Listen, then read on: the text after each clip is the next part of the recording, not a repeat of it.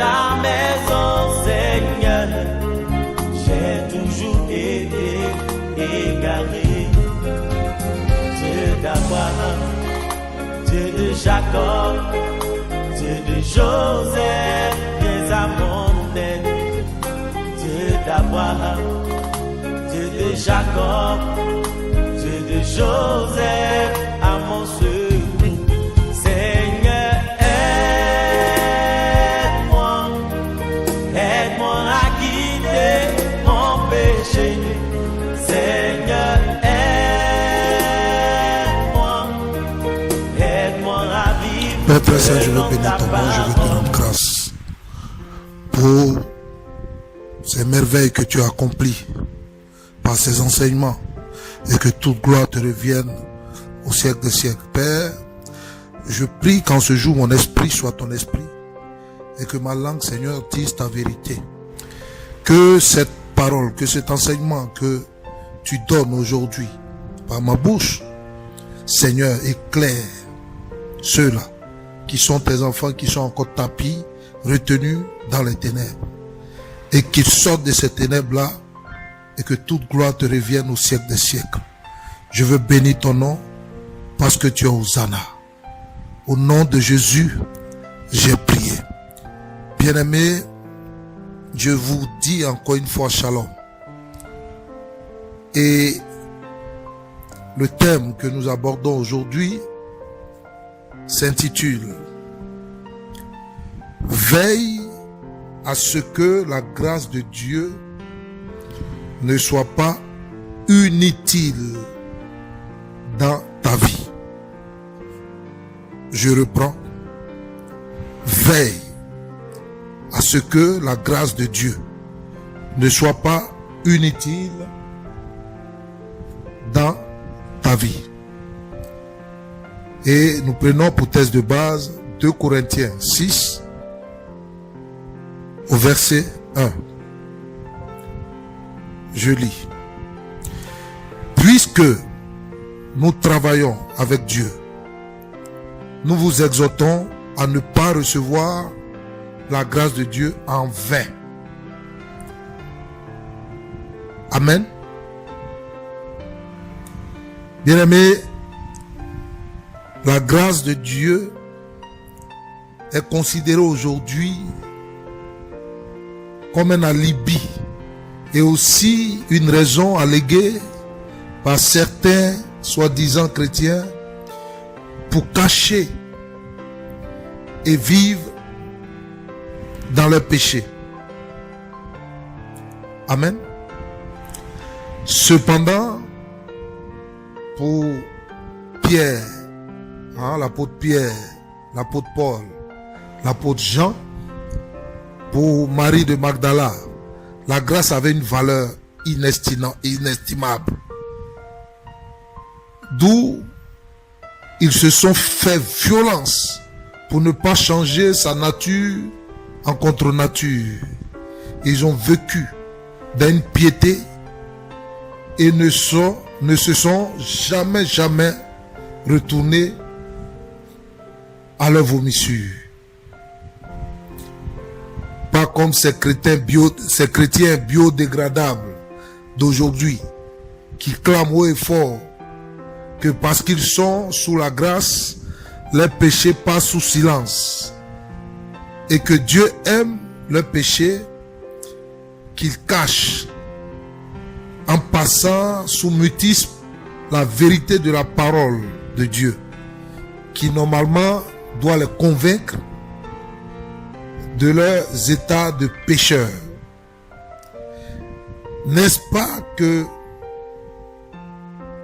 Dieu dit dans 1 Jean chapitre 3 au verset 9 que quiconque est né de Dieu ne pratique pas le péché parce que la semence de Dieu demeure en lui et il ne peut pécher parce qu'il est né de nouveau. Amen. Toi, tu continues de vivre dans le péché et tu dis que tu es né de nouveau. Ce verset-là ne te dit rien, bien-aimé. Et quand le Seigneur Jésus-Christ, qui est celui qui a convaincu du péché, permet qu'on t'interpelle, tu trouves qu'on te juge. Le Seigneur dit dans ta Bible, en Jean 8, chapitre 8, Jean chapitre 8, verset 15 à 17, je lis: vous jugez selon la chair. Moi, je juge personne. Et si je juge, mon jugement est vrai, car je ne suis pas seul, mais le Père qui m'a envoyé est avec moi. Il est écrit dans votre loi que le témoignage de 2 hommes est vrai. Oui, bien-aimé, le témoignage de 2 hommes est vrai. Le Saint-Esprit et le prophète te révèlent ce que tu commets comme péché, loin du regard des hommes. Mais pourquoi trouves-tu que c'est un jugement? Si prendre nettement position pour la vérité de la parole de Dieu à l'égard de ton péché et te juger, bien-aimé, laisse-moi te dire que je le ferai volontiers chaque jour de ma vie. Ce sont tes œuvres qui te jugent, pas un homme. Prends au moins le temps de lire ta Bible au lieu de t'appuyer sur ton ego et ton orgueil. Matthieu 6, verset 27, il dit: le Fils de l'homme va venir avec ses anges dans la gloire de son Père, et alors il rendra chacun selon sa conduite. Et il cite ici dans le psaume 28, verset 4, traite-les selon leurs actes et selon leurs méfaits. Traite-les selon leurs œuvres. Rends-leur ce qu'ils méritent. En ce qui me concerne, bien-aimé, je ne me tairai pas. Comme une trompette, je retentirai jusqu'à ce que tu te répandes et que tu renonces sincèrement à toi. Et c'est le but et l'objectif de ces enseignements. Bref, pour tous ces pionniers de la foi, la grâce de Dieu véhiculait toujours une bénédiction particulière. Non pas celle que l'on veut nous faire croire dans ce siècle présent, mais la grâce de Dieu annonçait le salut pour Zachée. Amen. Luc 19, verset 10, vous pouvez le lire. Une oreille, cette même grâce-là, avait une oreille attentive pour Moïse. Exode 33, verset 17. Ou la bienséance à l'égard de cette femme qui avait commis l'adultère. Jean 8, verset 3 à 11. Bien-aimé, la grâce de Dieu n'a jamais pu s'acheter à prix d'argent ou encore par aucune œuvre humaine, aussi bonne soit-elle. C'est par le moyen unique de la foi que Dieu met à notre disposition cette grâce immense, comme le dit Romains 4 en son verset 16. Amen. Et je lis ce verset-là. C'est pourquoi les héritiers le sont par la foi, pour que ce soit par grâce, afin que la promesse soit assurée à toute la postérité, non seulement à celle qui est sous la loi, mais aussi à celle qui a la foi d'Abraham, notre Père à tous. Concrètement, j'aimerais partager, bien-aimé, avec toi, comment des hommes qui ont reçu cette grâce dans leur vie ont traité durement leur corps afin que ce ne soit pas en vain qu'ils aient été bénéficiaires de cette grâce. Amen. Mais tout d'abord, pour contraster avec l'histoire de ces héros de la foi, permets-moi que je commence avec celle d'un homme qui a rendu inutile la sublime et divine grâce de Dieu pour son âme. Il s'agit de Judas Iscariote, qui malgré l'amour de Dieu pour son âme, était résolu à aduler son péché. Malgré la place de choix que lui a réservé le Seigneur Jésus-Christ dans les 12 apôtres, Judas l'a d'abord suivi selon les aspirations de son propre cœur. Judas ne pouvait pas cacher toujours son cœur converti, bien-aimé, car on ne trompe pas Dieu. Il connaît nos cœurs. Malgré tous les enseignements et les exhortations du Seigneur Jésus-Christ, Judas Iscariote est resté attaché à son amour pour l'argent et à son ego, puisque quand bien même le Seigneur essayait de l'amener à se repentir, Judas Iscariote faisait semblant de ne pas savoir de quoi le Seigneur faisait allusion. Amen. Nous le voyons dans le livre de Matthieu 26, verset 23 au verset 25. Je lis. Il répondit, celui qui a mis avec moi la main dans le plat, c'est celui qui me livrera. Le Fils de l'homme s'en va selon ce qui est écrit de lui. Mais malheur à l'homme par qui le Fils de l'homme est livré. Mieux vaudrait pour cet homme qu'il ne fût pas né. Judas, qui le livrait, prit la parole et dit, est-ce moi, Rabbi? Jésus lui répondit, tu l'as dit. Bien-aimé, Judas Iscariote avait là la possibilité de s'humilier, d'implorer la miséricorde, le secours de celui-là qui ôte le péché du monde. Mais son amour pour ce monde l'a tellement aveuglé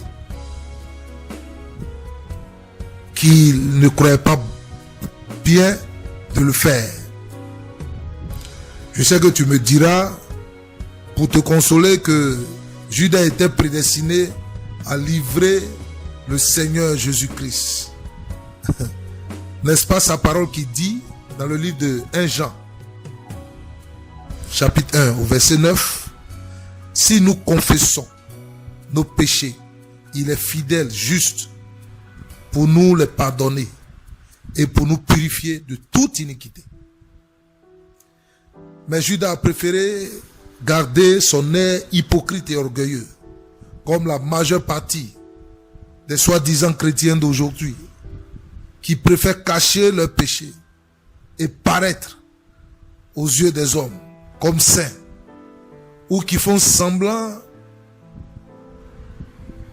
de confesser Et aussitôt qu'ils ont fini leur prière de confession, qui est totalement remplie d'hypocrisie, ils se retournent au même péché. Bien-aimé, la grâce de Dieu ne t'exonère pas, oui, au grand jamais, des péchés dans lesquels tu vis, après que tu sois né de nouveau. Si du moins tu l'as été, hein,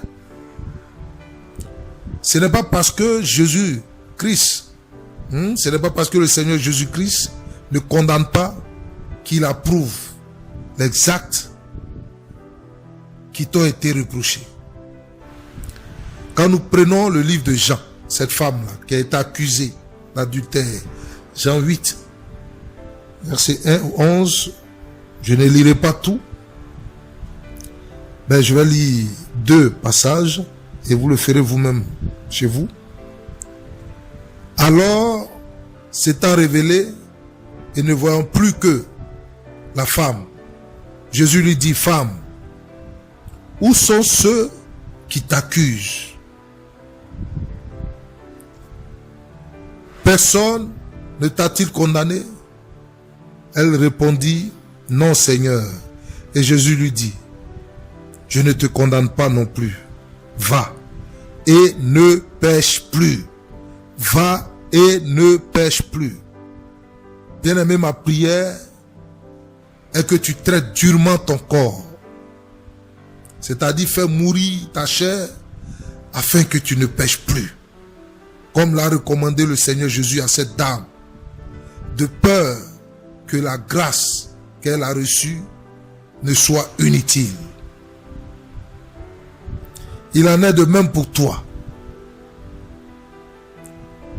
La question, pourquoi, pose-toi cette question-là. Pourquoi je suis encore dans le péché alors que je dis que je suis devenu enfant de Dieu?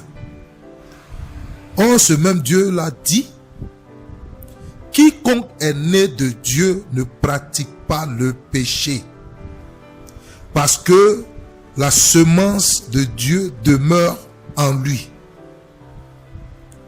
Et il ne peut pécher parce qu'il est né de Dieu. Alléluia. Oui, pose-toi cette question, bien-aimé. Voici ce que la parole de Dieu dit. Voici ce que Dieu lui-même dit. Il dit, celui qui est né de lui, celui qui est réellement né de nouveau, ne peut pratiquer le péché. Parce que la semence du péché n'est pas dans le nouvel homme. Il est dans le vieil homme. Et donc, si tu es né de nouveau, tu ne vis plus selon le vieil homme, ton vieil homme, mais tu vis selon l'homme nouveau. Mais comment se fait-il que le péché est tapis en toi? Et comme une plaie béante, tu ne veux pas qu'on pose le doigt là-dessus.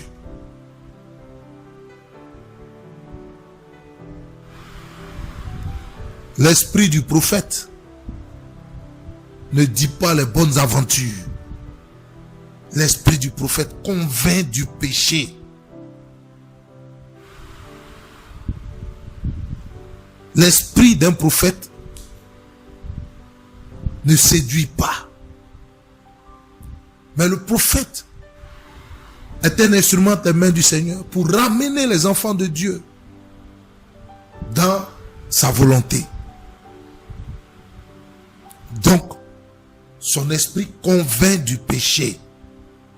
Et je sais que toi qui m'écoutes, tu dois remettre en cause ta soi-disant nouvelle naissance. Parce que la Bible dit ici, Dieu dit ici, il dit quiconque est né de Dieu ne pratique pas le péché. De toi à moi. De toi à moi. Regarde. Tu pourras mentir aux hommes. Tu pourras dire, mais qu'est-ce que lui a dit? Je suis sous la grâce. Mais cette femme-là était sous la grâce. Elle a eu la grâce. Le Seigneur lui a accordé sa grâce. Mais regardez, il va la mettre en garde. Il va dire, va. Ne pêche plus. Amen. Mais toi, ta grâce que tu as fabriquée là, tu es libre de pécher. Tu te glorifies dans l'hypocrisie. Non, Dieu est miséricordieux. Voilà, Dieu ne me juge pas, je n'ai pas besoin de changer. Il est miséricordieux. Tu es le seul être humain sur la terre. Dieu ne fait exception de personne. Et si le Seigneur était ferme avec ceux-là, avec qui il a commencé la fondation de son église, tu n'es pas mieux que ceux-là. Accepte la vérité et reviens.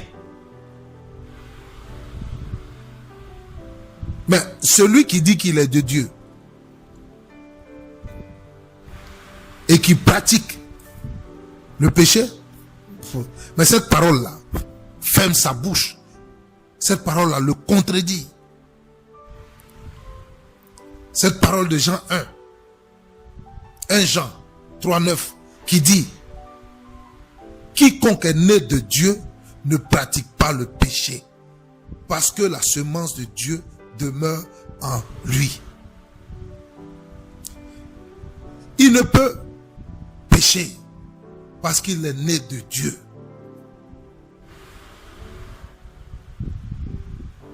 Bien-aimé, dis-moi, tu es sûr, toi qui m'écoutes là, tu es sûr que tu ne pratiques plus le péché? Pour ceux qui sont humbles et qui le reconnaissent. Mais pourquoi dis-tu que tu es né de nouveau? Pourquoi refuses-tu? Ne laisse pas le diable te donner une fausse assurance. Mais pose-toi cette question-là. Mais pourquoi Dieu dit que celui-là, qui est né de lui, qui est né de Dieu, ne pêche plus, mais que moi, le péché encore en moi, c'est qu'il y a un problème. Seigneur, aide-moi. Seigneur, viens à mon secours. Mais c'est dans la sincérité de ton cœur que Dieu peut agir. Amen. Mais quand Dieu voit que tu as un orgueil, comme Judas, il sait ce qu'il fait dans le secret.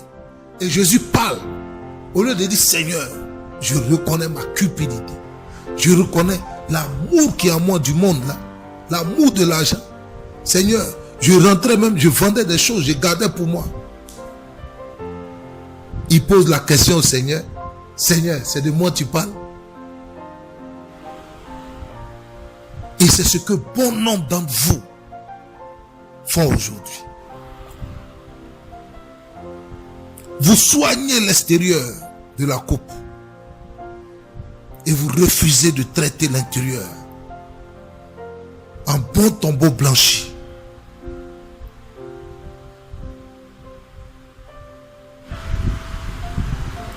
Amen. Bien-aimé, la grâce que tu as reçue risque d'être inutile. Rentre en toi-même et reconnais que tu n'as pas encore sincèrement renoncé à toi-même.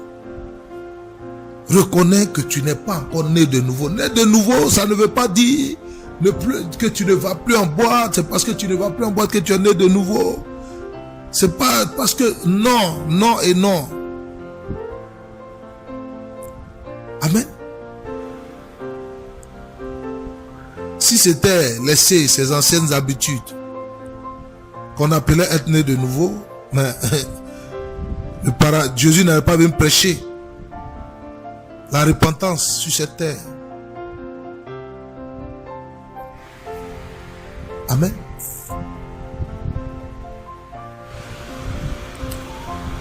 Bien-aimé, rentre en toi-même. Que la grâce que le Seigneur t'a accordée ne soit pas en vain. Oui, voici Judas Iscariote, à qui La grâce a été accordée. Mais il a rendu cette grâce-là inutile par sa convoitise, sa cupidité, son amour de l'argent, sa ruse, sa haine.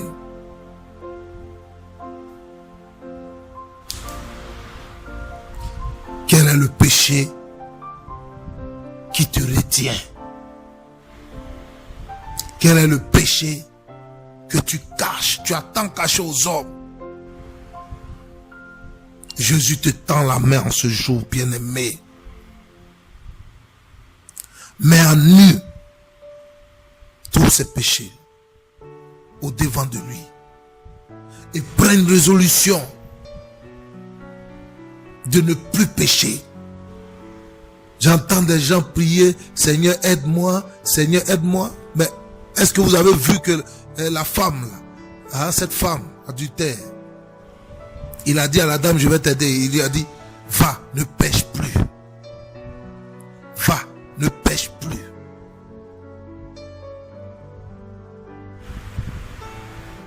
Amen.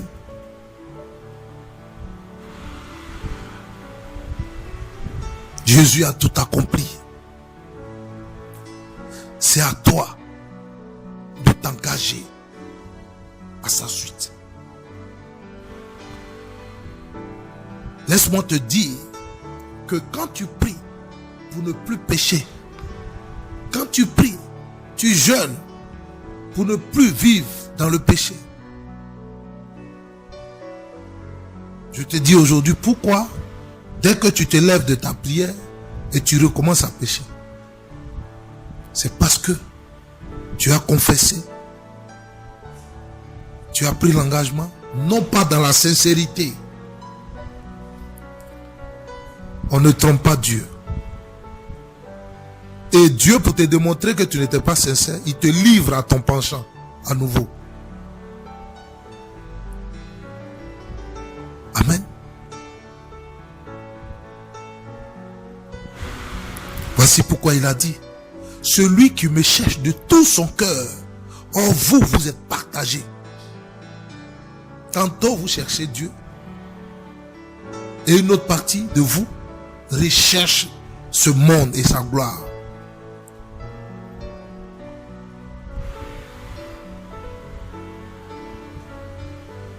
Amen.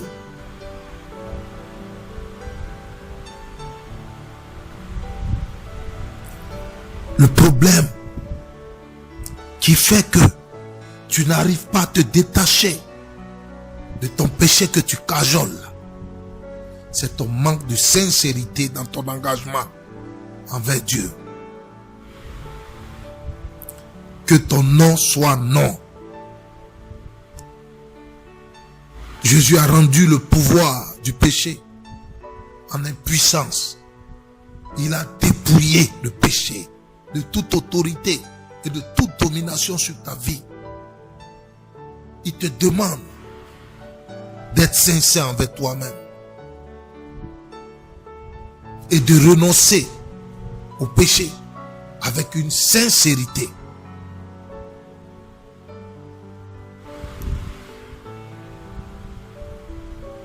Amen.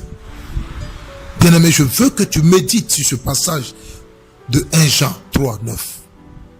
Quiconque est né de Dieu ne pratique pas le péché, parce que la semence de Dieu demeure en lui. Et il ne peut pécher parce qu'il est né de Dieu. Et vous pouvez continuer même au 10. Amen.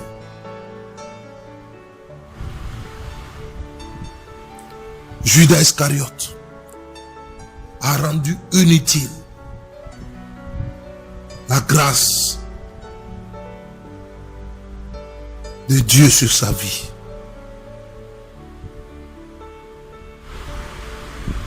Il a opté pour sa convoitise. Il a opté pour sa cupidité. Il a opté pour son amour de l'argent, son amour du monde. Or, le Messie lui a fait grâce. La grâce te rachète du péché. Mais la grâce ne cautionne pas ton péché. Amen. Dans la deuxième partie, nous étudierons comment ces hommes et ces femmes de foi que j'ai cités plus haut ont marché pour préserver leur grâce intacte et ont conçu dans l'intégrité, loin du péché, leur intimité, leur fidélité à Dieu. Je prie, Père très saint, j'élève ma voix vers toi, afin que tu te souviennes de tous tes enfants à qui tu as accordé ta grâce. Seigneur,